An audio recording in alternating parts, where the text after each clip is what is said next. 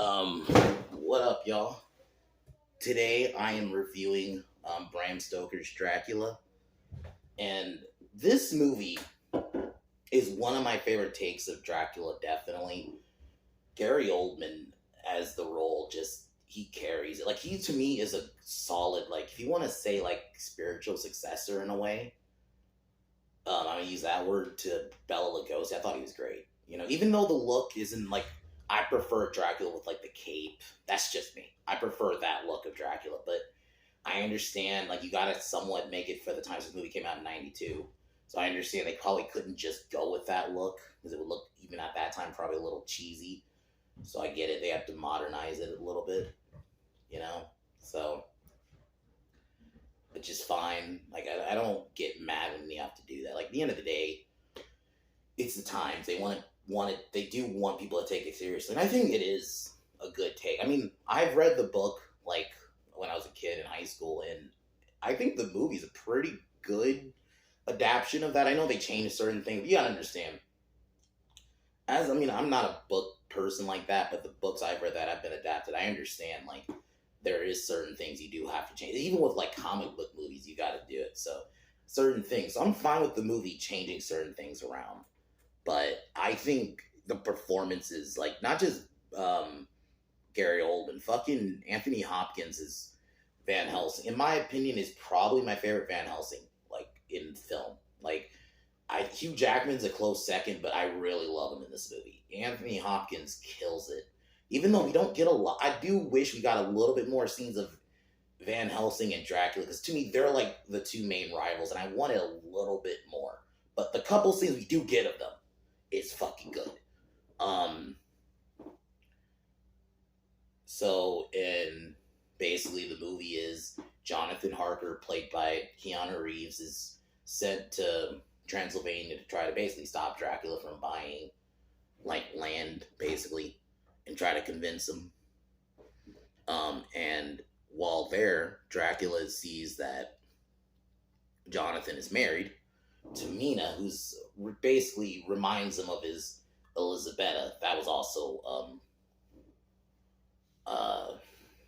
Winona Ryder in the beginning. And I gotta say, this is probably my favorite Winona Ryder role.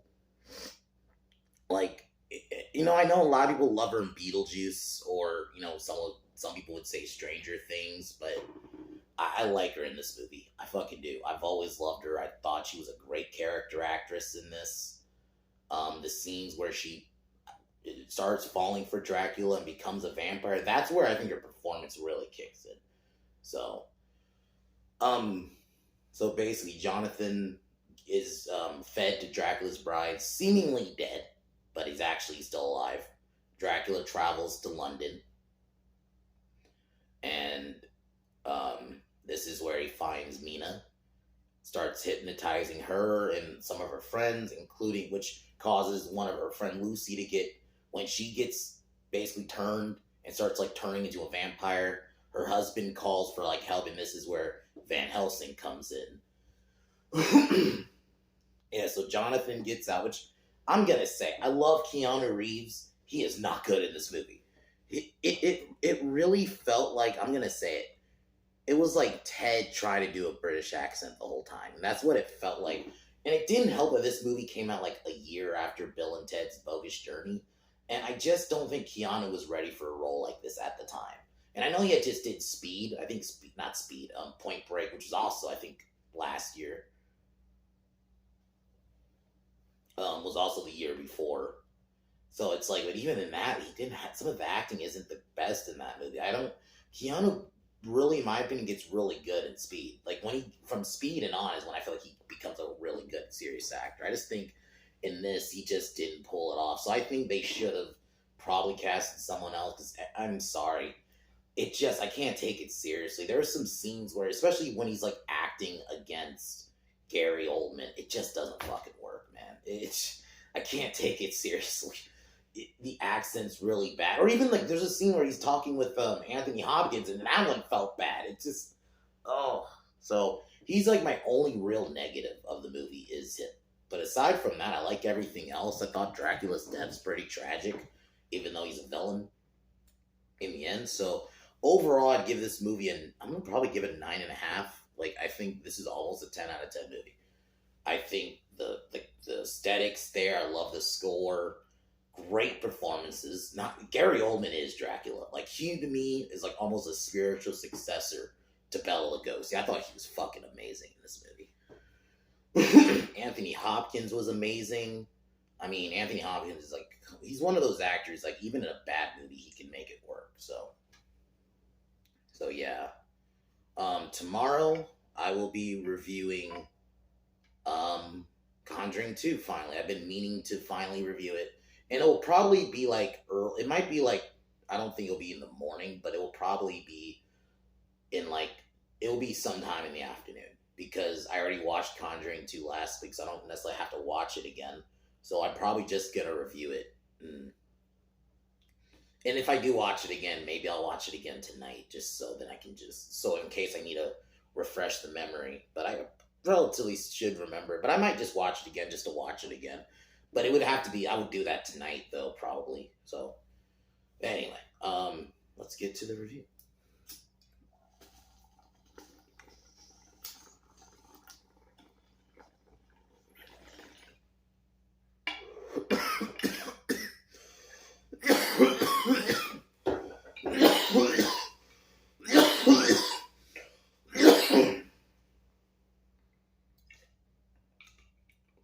So, movie starts. We see Dracula. I actually love this opening sequence. Even I like that it wasn't really long. Like, a movie, if they had made this now, they would make this whole section like 40 minutes. But no, they made it really quick. He comes back from war. I really love I think it's another good period piece too, even though it's a Dracula movie.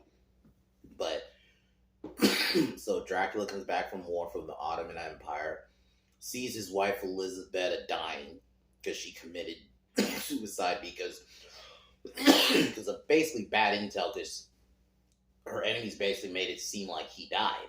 So, obviously because she really loved her husband, ends up killing herself, and Dracula basically turns on God, drinks blood, and becomes a vampire. And this is how Dracula becomes Dracula. It goes from Vlad the Impaler to Dracula. Then the movie starts, like, for real. This is where we meet Jonathan. And we see that he has to go to Transylvania to stay at Dracula's castle. Which I do love that. I love that. And they mentioned that Renfield was arrested and basically deemed insane, so he's locked in like a psych ward, basically. So I like that they do explain that, like they acknowledge that character with the Dracula look, so I'm cool with that. And this is where you meet Mina, who, like I said, she starts off kind of whatever, in the movie. She gets better later on, so this, when he arrives at Castle Dracula, things kind of seem normal. And I'm gonna say it, old man Dracula is creepy. Like, he is fucking creepy. Like, you think he's just an innocent old man. He's just something creepy about him. I really think Gary Oldman pulled it off. That's why he's one of those actors. Like, to me, him and Tim Curry are probably in terms of character actors, are probably the two best. Like, in my opinion, when I think character actors, those are the two I think of. Gary Oldman you don't feel like you're ever just seeing, oh, that's just Gary Oldman. No, he morphs into the character he's playing, and it's no different here. He becomes Dracula. Like, I think he embodied the character just like Bela Lugosi did. And it just works. I'll admit, when I first watched the movie, I liked the movie. I was a little off put by Dracula's look, because I was so used to, the classic cape.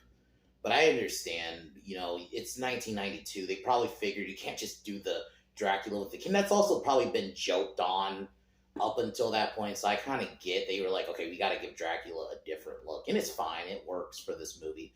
And the type of movie it is, I'm okay with it. And it's not like just like your normal, like just straight up Dracula movie like the original one was. This was more of a big take on the book. And he probably didn't look like that in the book. So I understand why they changed it. So, but one night,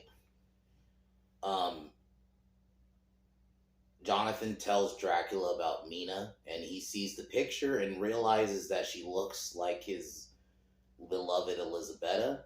So he sends his brides, or basically these are women that he turned into vampires, to basically hold Jonathan hostage and basically kind of distract him essentially.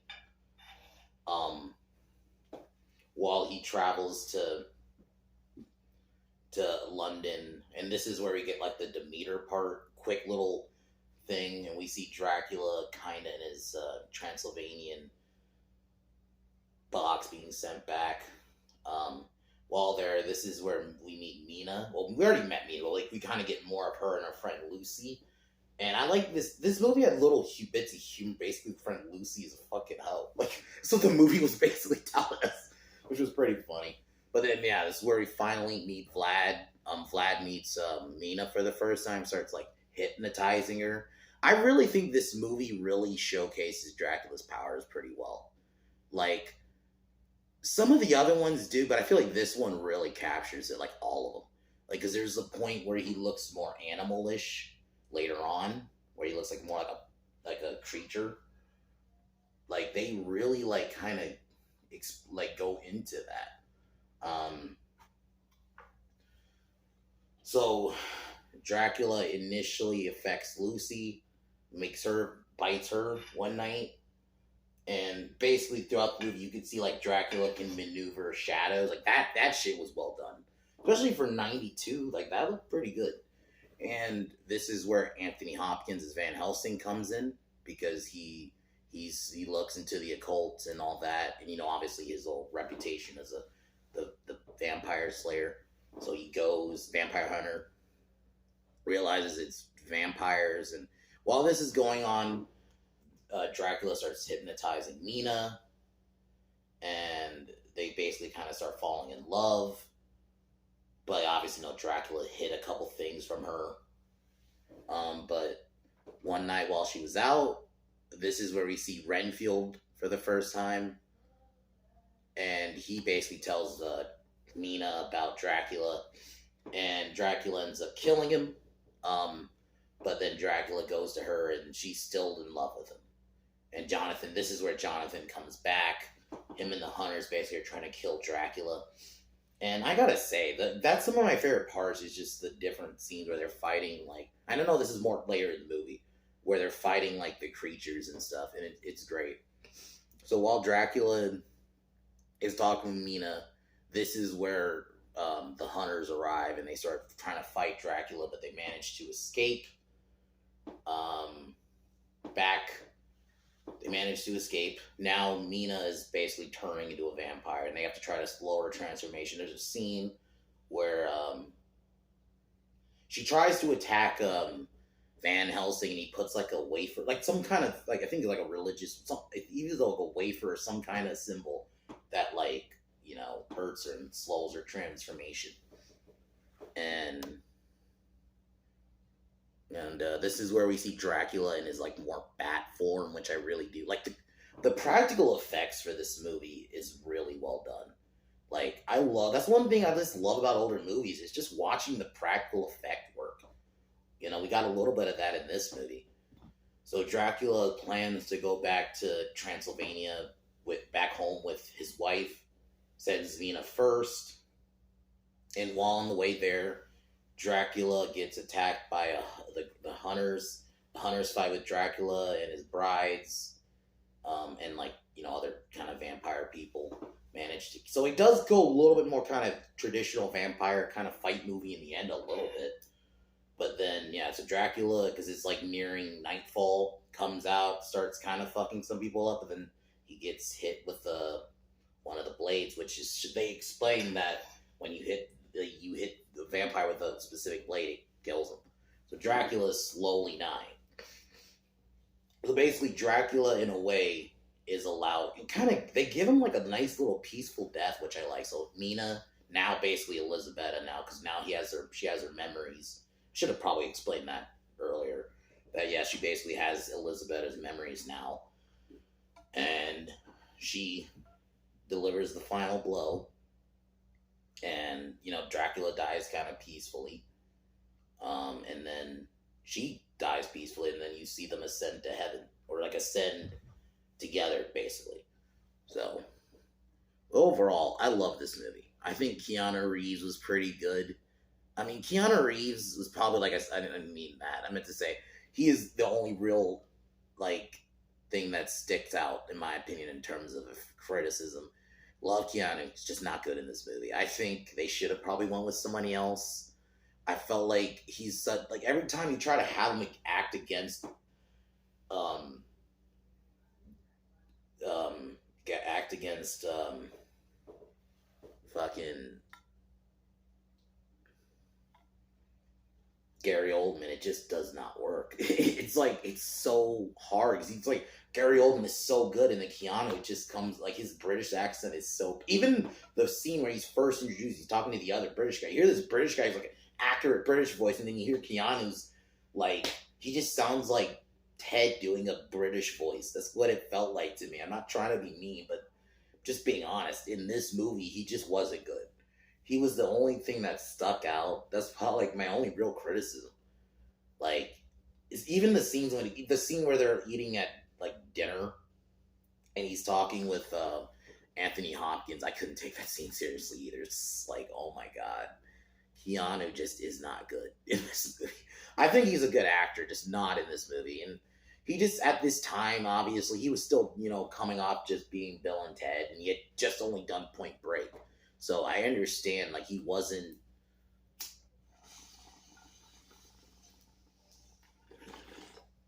like the Keanu, like, with, like, with Speed, and then he does Matrix. Like, by that point, Keanu became a really good actor, in my opinion. He wasn't there yet.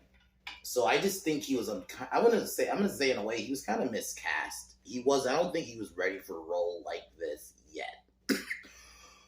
Because like even Winona Ryder was really the moment she starts getting Elizabeth's memories and starts becoming like a vampire, she's really fucking good. Like she really amped it up, and I actually felt like she could actually hang with Gary Oldman in the scenes they were in together. So like Anthony Hopkins is amazing as Van Helsing. He's my favorite Van Helsing in terms of live action. I love this movie. I think that everything about this movie is perfect. Like I said, Keanu's the only kind of negative I really have. I think everything else is great. So that's all I can really say. If you're into like vampire lore, this movie is like the perfect one. It has a nice blend of there's a lot of sexual shit, but the book kind of has that too, for being honest. And just in general, vampires kind of always had that sexual element. That's always been there. So but I didn't think it was too much of it to where it got in the way. So love this movie. Tomorrow, Conjuring 2 review. Conjuring 2 is really good. I actually think I like it a little bit more than the first. I like that they do try to get more into the scares, kind of like Insidious did. Don't get me wrong, I love the style of the first one, where it's almost going for like a kind of documentary. I think this one went more for scares. And I actually like the England setting. And the tie-in with the Amityville murders in the beginning of the film is great. So I'll be talking about that tomorrow. I'll probably be sometime, it probably will be in the morning. We'll see. It'll be I might, if I can, I might try to do it like 8 in the morning or something like that. We'll see. Anyway, guys, I'm going to cheers and talk to y'all later.